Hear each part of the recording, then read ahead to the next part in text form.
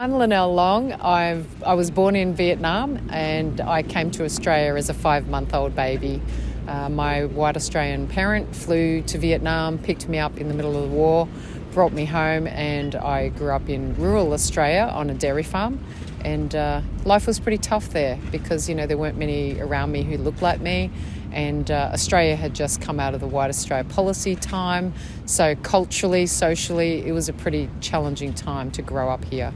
For adoptees like myself who come from countries where there haven't been any records kept, there's been very poor record keeping and all of these historic practices that have let us down, I still think the states have an obligation to speedily help us restore our origins and our right to identity.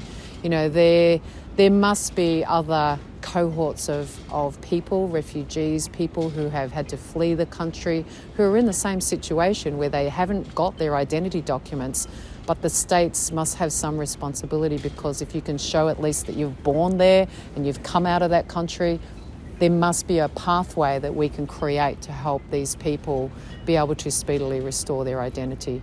It's so important that we be able to reclaim our nationality, our name, and if records haven't been kept, then I would say that there's further responsibility on these states to step up and make it happen for us. So in cases like mine, a state could help me by providing a lawyer who has the right expertise to actually reissue me with a birth certificate, because I've found enough evidence to support and warrant that, but expecting me to fund and find a lawyer in a country where I don't speak the language, that's where the states can actually do real key operational on the ground hands-on help for people like me.